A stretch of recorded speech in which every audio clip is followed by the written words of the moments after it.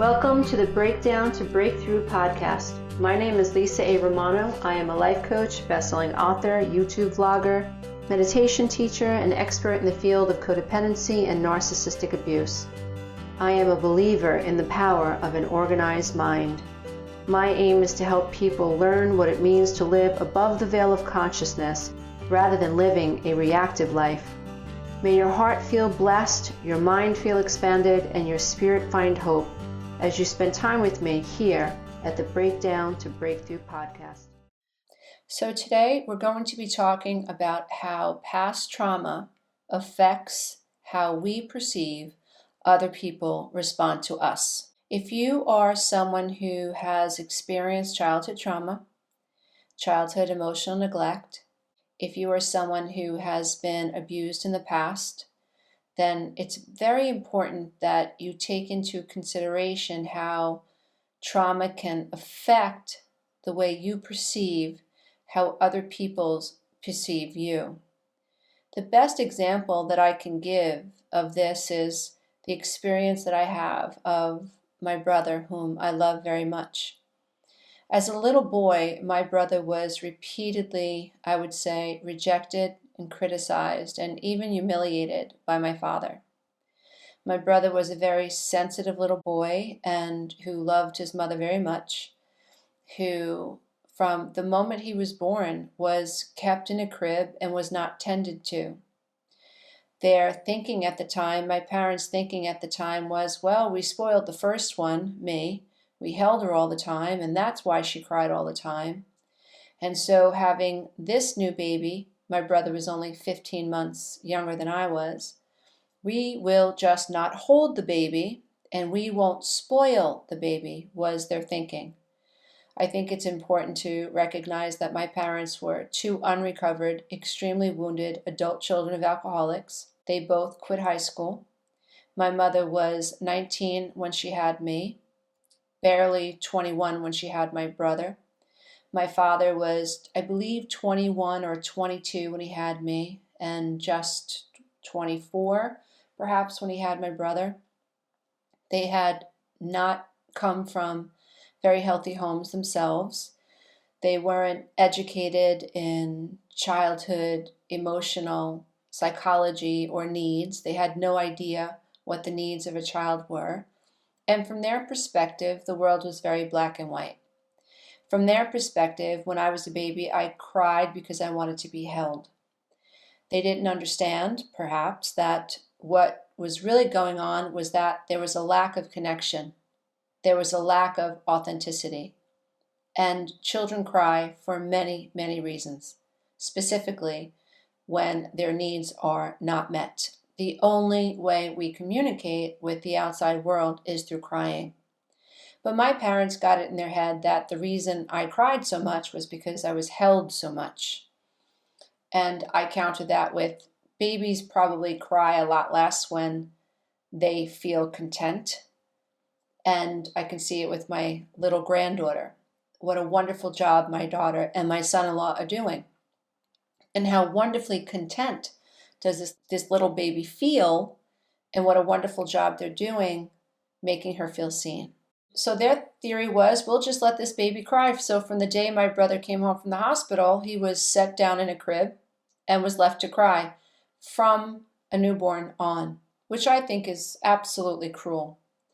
As my brother aged, obviously he had attachment issues, abandonment issues, which made him feel insecure and vulnerable, which fueled his desire to cling more to my mother, which only frustrated her, which only frustrated my father. And the way that my father handled that was through criticizing him and making fun of him, which only fueled the fire of insecurity. It was a vicious circle. And yet, from the outside looking in, our family looked perfect. As we aged, I was fortunate enough to love school. My father proceeded to compare my brother's handwriting to mine, compared my schoolwork to his. And when he was disappointed in my brother, would proceed with calling him names and making fun of him, which only fueled, again, more insecurity, more vulnerability, more I am not enough, more shame, more unworthiness. it also impacted my relationship with him. And even as young as 7, I could see in his eyes that he was developing anger towards me, and I was powerless to change it.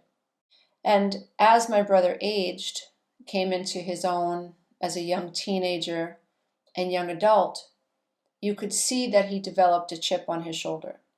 You could see that he had a difficult time around people he didn't know. And even as a man today in his 50s, my brother can still be highly reactive. The trauma that he experienced as a child causes him to perceive even the most innocent interactions as antagonistic. Even from me, I could say something that is very innocent, and he will perceive it as something not innocent. He will perceive it as antagonistic. I've watched this dance play out between the two of us all of our life. And when I was more below the veil of consciousness, I would react to his reaction to me. And so here we were in this codependent dance, me reacting to his faulty perception of me and him reacting to something innocent that I said. On my side of the fence, I was angry that my brother couldn't see me the way I was. I was angry that he projected all of his wounds onto me and accused me of persecuting him, accused me of being sinister when I wasn't, and that frustrated me. And I could see that the more I became frustrated, the angrier I would become, and the more I actually proved to my brother that he couldn't trust me. We were in this dance that really was a reenactment of our childhood trauma. We were both innocent. Neither one of us should have been triangulated. He shouldn't have been made fun of. He shouldn't have been compared to me. Someone should have stepped in and said, "This is wrong," early on in his childhood, but it never happened. And as a life coach, I see this with my clients quite often. We react, including myself, oftentimes, to how we perceive other people perceive us. Something happened just yesterday when my husband and I were talking about my nephew who just graduated as a New York City fireman.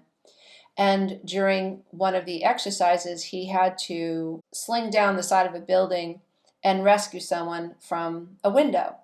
And I thought, boy, I'm glad my nephew would show up if I was in a fire. And my husband made a comment. He's like, "Well, you could do that. You're a decent-sized woman."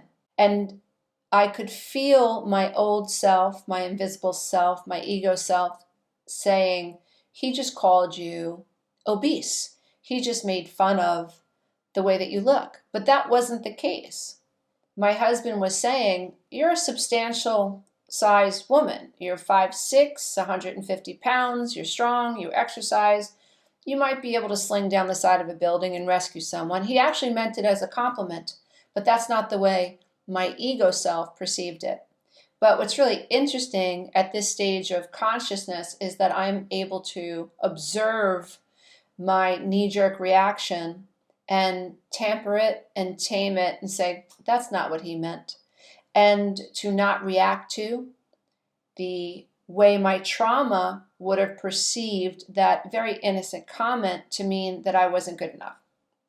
When I explained it to my husband, he was shocked. He said, "I'm surprised that you would have had any negative reaction to that comment." And I said, "Well, that's because you haven't understood, or you still don't understand, how I was wounded as a little girl by observing and experiencing my father's preference for the size of a woman. My mother was a large woman, over 200 pounds, most of her life, I would say, towards the latter stages of her life. And my father was very verbal, made it very known that he thought my mom was big and that he would have preferred if she was smaller. And I watched this dance play out, and I received the information from my father, right? A little girl's idea of what it is to be a beautiful woman comes from dad. And so my husband has no idea that within me are these wounds, are these messages that because I am not a size 2, never was a size 2, never will be a size 2 or 4 or 6, because I wasn't, somewhere in the recesses of my mind was this sense that I was unworthy.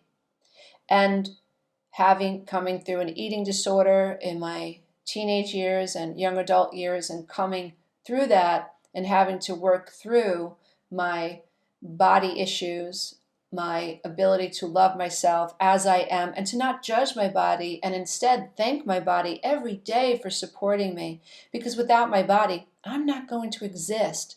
So if there's anything that I should appreciate, it is my body, it is my heart, my lungs, my liver, my mind, my eyes, my ability to breathe, taste, touch, and so on. And so I've worked through that. My point is that whatever is within us that is unhealed, that still boils over, that we try to gloss over, that we are not dealing with in the conscious field, has the potential to interfere with the way that we perceive other people perceive us. So it is possible to have these unmet needs, for instance, feeling unloved, feeling unheard. If you have a narcissistic mother, you did not grow up feeling heard. You grew up feeling invalidated. It's what I call chronic invalidation. What you think is irrelevant, what you feel is irrelevant. When you come from a toxic home, the problems of the children go ignored. And the problems of the parents trump what it is the children are experiencing. So children literally can be born and not raised. And if you come from a dysfunctional home, if your parents were alcoholics or narcissistic, while they were going through whatever it is that what they were going through at the moment, your needs went ignored. And that is not healthy. That is not the way it is supposed to be. Children are supposed to be attuned to. Parents are supposed to be sober. Emotionally, parents are supposed to be sober, period, and able to pick up on the nuances of their children. And when parents are self-absorbed and overwrought and unable to manage their emotions or their needs or their addictions, children are paying attention. Children develop hypervigilance. Children develop shame. I'm not good enough. They're left with this less than critical mind to go and try to figure out how to take care of themselves. And one of the worst things that happens, depending on how you look at it, is children blame themselves for not being able to gain their mother's attention or their father's affection. And deeper, children don't believe that they have a right to their emotions. They don't know how to access their emotions. They don't trust their emotions. And if you can't trust your emotions, that is a very messy place to be in, because as an adult, you might become hypervigilant and other focused and codependent and very sensitive to other people's perception of you. And in my case, what I did was I turned myself into a pretzel. I lived my day-to-day experience by editing myself, trying to figure out what the people in my outer world needed, because looking within, I had no tools for. I had been taught that what I needed was irrelevant, even shameful. I was selfish. I was too much. I was just looking for attention. And to work that through to the point where, and this is what I teach in my courses, this is what I hope you hear in my meditations, this is what I hope you hear coming through these broadcasts, is that you are enough. And that what is going on inside of you is important. And you have a right to access your emotions. And the thing that we have to understand about emotional recovery is that the brain actually isn't designed to run towards a forest fire. And so if I have been brainwashed and conditioned to think that I can't trust the way that I feel, then I rely on the outer world to give me some clue as to what is appropriate, because I certainly am not appropriate. Now I become a feather in the wind. Now I am susceptible to toxic relationships. Now I am susceptible to narcissistic relationships. And the reason that narcissists and codependents, the reason we sync so well with people who are highly narcissistic is that as codependents, we don't have a sense of self. And our worth and identity is tied up in how well we can please others. And when you are codependent, you are the perfect prey for a narcissist because they lack empathy, they're empathy impaired, they are self-absorbed, self-focused, self-grandiose, they are above everyone, at least that's what they think, and they don't have to worry about other people. They're wired to believe that other people should be worried about them, and that's exactly how a codependent is wired until a codependent awakens. Until a codependent says, I want off this nonsense bus. I want to learn how to develop the wherewithal to worry about what I think and to worry about what I feel, and to, in that space, determine whether or not what is happening in the 3D experience is a vibrational match or a spiritual match or an intellectual match for what it is that I want to do or where I want to go in my life. And if it is not, I have the right to end whatever this is and to move forward. If you've ever left a narcissistic relationship, you know that it takes some undoing, but it is possible.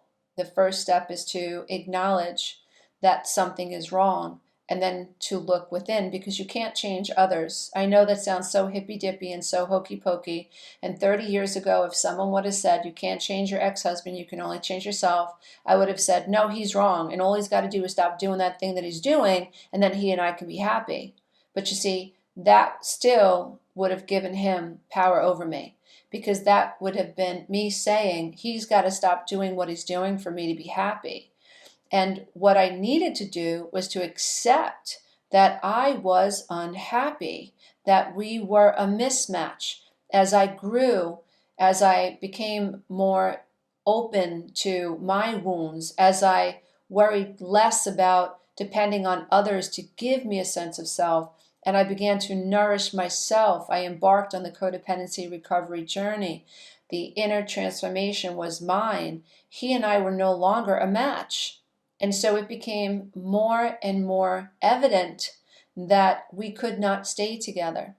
And once I stepped into that truth, that is when everything began to fall apart. But in order to experience abundance, you have to be willing to let go of what is.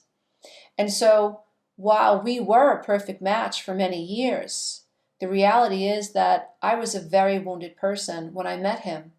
And so if you're a wounded person, your picker is off.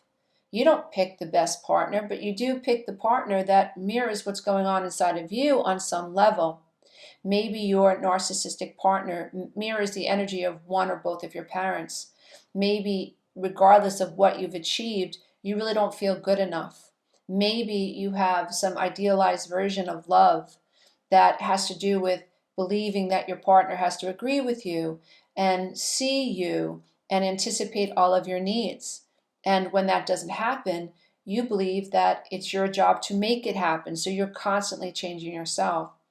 Once I was no longer willing to edit myself, and once I was willing to truly heal and uncover the subconscious limiting beliefs, the conditions that I placed on myself, that I projected into the world, everywhere I looked, I was not good enough. Everywhere I looked, I was trying to be good enough. And on days where I felt fulfilled, those were days where I had worked myself to the bone to prove that I was good enough. I taught people how to take advantage of me, and I wasn't even aware that I was doing it. Never saying no is not a good thing. Knowing who you are and setting boundaries and loving yourself despite how other people treat you, not depending on them for a sense of self, really coming back home to center. Who am I? What has happened to me? Why am I this way? Connecting the dots to childhood, something that I wish my own brother would do so that he could understand that his wounds affect the way he believes people perceive him. And even when people are trying to be loving towards him, it's often difficult for him to believe it. Now, that's not his fault, but there is a better way. And so if you are someone who's experienced childhood trauma, if you are someone who feels beaten down, if you feel overwhelmed, if you feel like nothing that you ever do is ever enough, whether you are in a relationship with someone who's highly narcissistic or not, if you just feel burnt out, it's time for you to look within. It's time for you to wonder, how do I perceive other people perceive me? And am I in a constant biofeedback loop where I respond negatively to the people who respond to me, especially when people respond to me negatively? I learned that, and it took a while, but I learned that I don't have to react to anyone who responds to me in a negative way, because I have to be careful and mindful of, number one, my wounds. Am I projecting my wounds onto this person? Am I expecting this person to fail me? Is that happening? Number one. And number two, which is what I hope we all strive for, is how can I become non-reactive to this person who is responding to me in a negative way, because that person is also responding to me through their trauma lens. So even though I've shown up trying to be a good friend, if that person is wounded, no matter what I do as their friend might never be good enough. And that has nothing to do with me. And if we can strive for that type of personal growth, then we will live above the veil of consciousness. We will break the chains to generational karma. We will no longer have to rely on other people to be what we think they need to be in order for us to be happy. We will learn what it means to pay attention to the energy that we're emitting, and we can gain conscious control over the thoughts that we think and choose them. What a wonderful way to live your life, getting up every morning and choosing the thoughts you're going to think, rather than allowing your subconscious mind to regurgitate information and data from the past and stream it into the conscious mind and have the very little conscious you react to what is being streamed from the subconscious mind.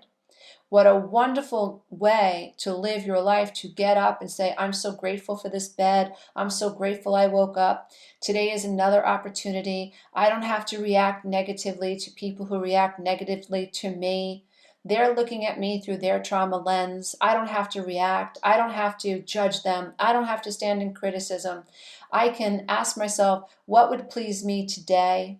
I don't have to be codependent. I can accept those who don't want to be in a relationship with me. If they don't want to be in a relationship with me, then that means that I should not want to be in a relationship with them, because I only want to be in a relationship with people who respond to me in a positive way, who look for the positive things in me. That's what I want. And so being able to develop that type of mind control, that type of mental clarity, is just the only way to live. It's the spiritual way to live. Living below the veil of consciousness is regurgitation, not creation. And I can tell you that the only times that I really get into trouble is when I forget that I have control over the way that I think.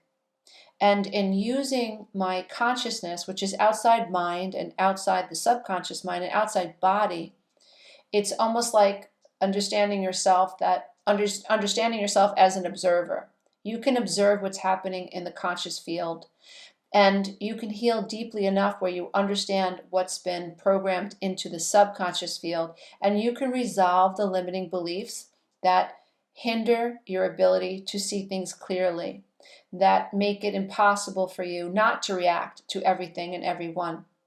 You can develop that type of mental clarity, and I so hope that that is the path that you're on. And I encourage you to stay on the conscious path, because as you become more able to observe the way that you think, you gain more control over the ego self. You gain more control over the inner child.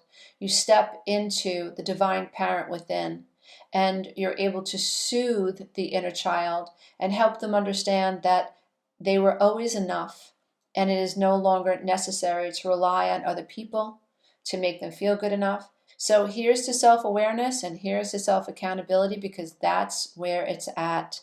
Namaste, everybody. Until next time. Bye for now.